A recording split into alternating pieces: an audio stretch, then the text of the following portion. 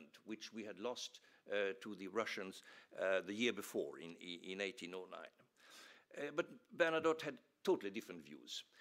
He did start a war, but in a total different direction. He took Norway, which was part of the follow-up of the Vienna Congress, and then he said, this is it. No more wars. I'm a soldier. I know all the atrocities which follow from war. It's a very ugly dimension. We shall leave the question of wars outside.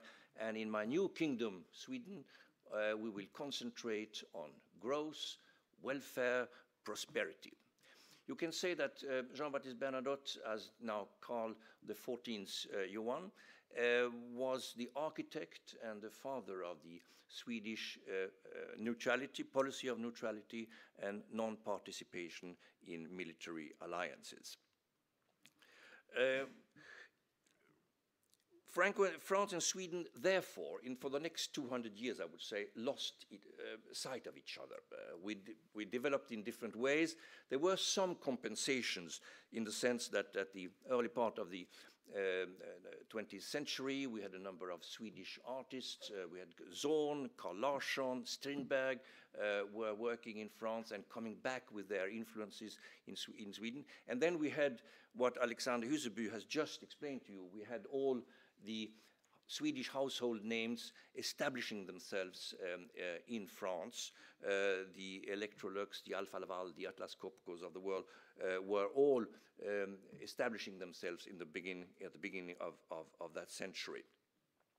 But of course, the fact that we had the industry, we had some culture, we had, of course, the Nobel Prize. Alexander Huseby reminded us of that.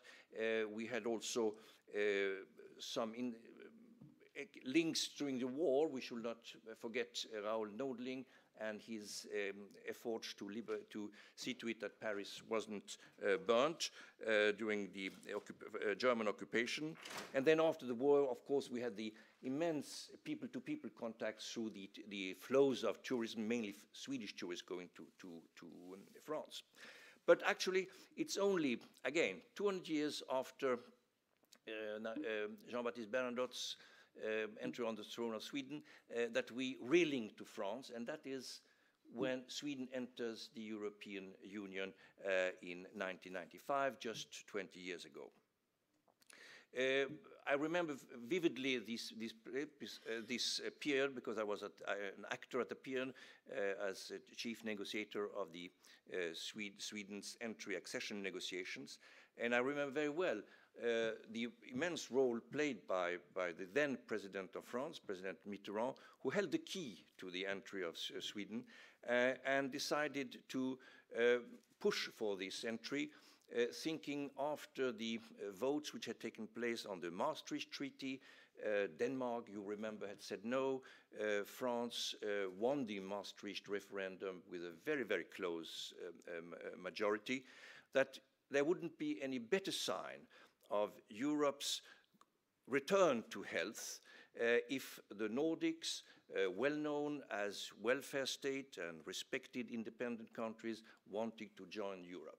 So President Mitterrand gave the green light and pushed actually for that accession, and it was then his successor, I remember that also vividly, Jacques Chirac, who was then the President of Europe in the first half of 1995, who welcomed Sweden at the summit in Cannes. And in these last 20 years, we have had ample opportunity to build together the European agenda and push for European progress. We have had a number of crisis operations where we joined hands. It suffice to mention Congo, Chad, the Balkans, Afghanistan, and now in Mali. And it turned out that the successions of presidencies at Europe's helmet made that twice France and Sweden were presiding back to back. In 2000, it was France who was presiding, and in 2001, it was Sweden. And then again in 2008, the second half, it was France, and then the first was France, and then in 2009 we had Sweden. And during those periods, of course, a great number of contacts and links were established, and we did a number of pretty solid work together. We worked out on the European security strategy. We worked out a text which is still an iconic text on the two-state solution for resolution of the crisis in the Middle East. The conflict between Israel and Palestine was worked out in that period. We also made action plans both for cooperation in the Mediterranean Sea and in the Baltic Seas, and many other matters. The reason for this close collaboration and that we were finding each other on dossier after dossier is that France and Sweden share the same vision of Europe. We want to see European Union as a strong actor in the world based on the common values of democracy, respect of human rights, and the rule of law, freedom of expression. Do we have different opinions? Of course. As in all families, there are differing opinions, and we don't see eye to eye on the common agricultural policy, on disarmament or free trade. Sometimes we would wish that France would have a little more of Frédéric Bastiat, as which we learned in the Alexander Hüseby's essay just a couple of minutes ago. But we always see the advantage of finding a common European platform, which means compromises and means that we find the ways in which our position will be enhanced together. And now, in the next couple of months, we will have, again, new opportunities hand in hand to work for the European agenda. I'm thinking of the climate conference in Paris in a couple of weeks, where France and Sweden will, of course, be on the right side of history in the sense that we will be advocating strongly for policies and actions which keep the warming up of our planet under 2 degrees Celsius. And of course, when it comes to the huge, monumental challenge of migration over the Mediterranean, again, France and Sweden see eye to eye in the sense of the need for an orderly solution where a European solution has to be sought for, and this is what we both are working for now and in the next couple of weeks. Finally, as we now celebrate this 150th anniversary of the Chamber of Commerce, and as we congratulate its members, its skillful staff, and its distinguished president, Gita Patterson, we should also recall that the dynamic trade between France and Sweden builds on a very solid ground of common European values and a long history marked by mutual interests. And the successful state visit, which we had in France, the Swedish state visit in France in December last year, was a good occasion to review the importance of this friendship for our societies, both our societies, but also for Europe at large. I thank you.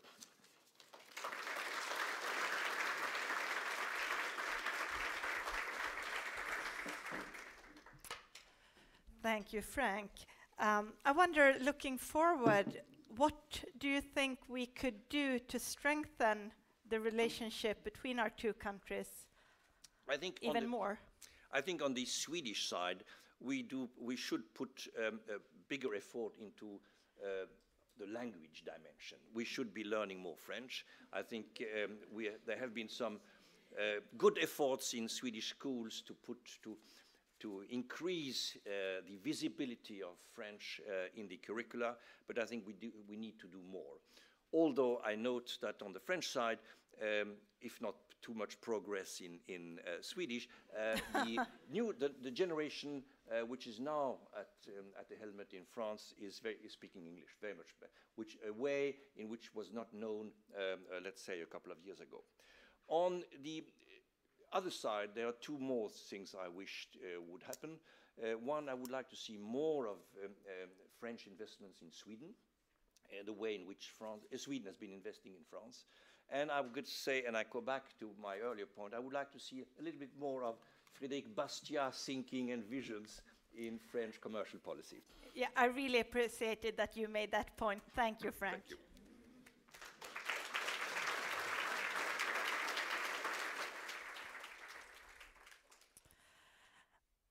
So we're going to move from history to the future slightly, and our next speaker is actually an absent friend. I just came back from China from a big World Economic Forum meeting, and a lot about on that meeting was about future innovation, robotics, artificial intelligence, and so on and so forth. And it would have been very fun standing here introducing a robot, but I can tell you that that is not the case. I'm gonna introduce a very alive speaker, and it's the French Minister for Digital Affairs, Axel Le Maire.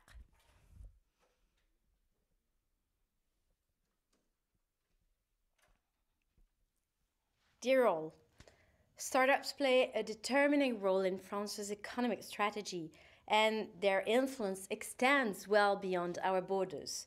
They provide jobs, they generate value, and they're set to have international reach by encouraging talented individuals and investors from around the world to come to our country. France has now reached a tipping point with solid momentum in the form of a number of fundraising operations, for example, representing $100 billion, with buyouts of startups by major global players, with listing on the Nasdaq, and unprecedented numbers of companies being set up in recent years. Building on that real momentum, the government introduced a new initiative named La French Tech. The aim is to gather, to structure and promote the French startup ecosystem, to boost startups' growth via accelerators, and to bolster French Tech's international influence. With La French Tech and the French Tech hubs, whose role is to coordinate French ecosystems abroad, the French government is giving itself the means to make France one of the world's most attractive nations for startups. Here, we call it the Startup Republic. It's not always known, but for several years now, public policies and entrepreneurs' proactivity have transformed France into one of the world's main innovation centers. And an innovative ecosystem derives its strength from a wide range of stakeholders. With this in mind, as part of the French Tech Initiative, the government decided to launch the French Tech Ticket program to encourage foreign entrepreneurs to come and set up or scale up their companies in France. Our intention is to underscore the fact that showing how and knowing how are two facets of the same goal for digital technology and innovation, both within France and abroad. We want this international reach to materialize on a daily basis in French tech cities throughout the country, through meetings and collaborative work between innovators and startup entrepreneurs from different backgrounds. Whatever their project, for example, on big data, connected devices, new apps, or disruptive technologies, there is a place in an accelerator waiting for the best foreign talents willing to join the ongoing energy of the French digital scene.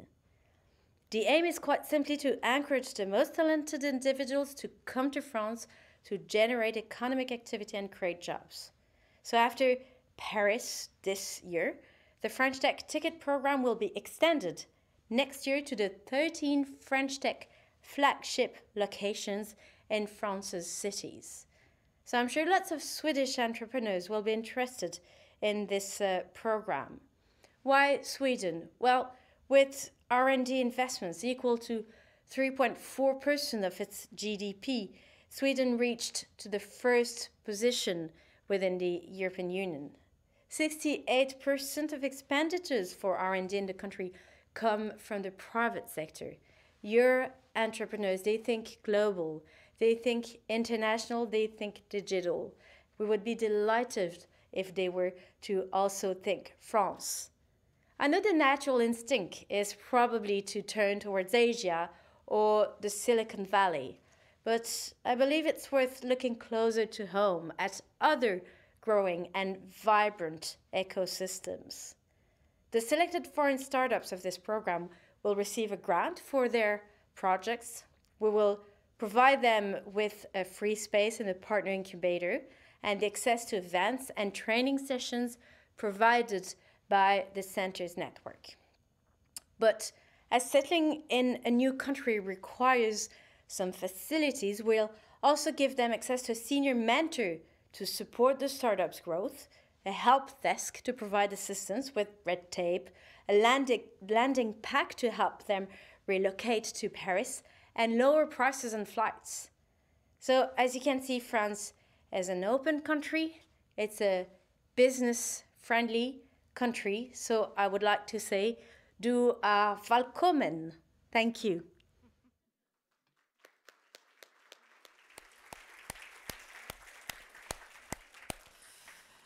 So for all of you representing Swedish tech firms here, there are, as we heard the minister say, there are great opportunities in France and this new initiative put in place. And at the coffee break, you will be able to get more in-depth information about the French Tech Ticket and the French Tech Initiative. And since we are not dealing with robots, but with human beings, I'm very sorry to say that our next speaker, he turned ill very, very quickly and actually fainted. So he is not going to be on stage. And that means that all of us, we could actually very, very soon go to and get a cup of coffee. And during the coffee break, there is a small exhibition with small booth with information from some interesting companies, but also, as I said, from the French Tech Initiative. And please take the advantage to talk to the French Tech Initiative and learn more about this great initiative. Before we break, I would like to ask all of you to rise for their Royal Highnesses. So please stand.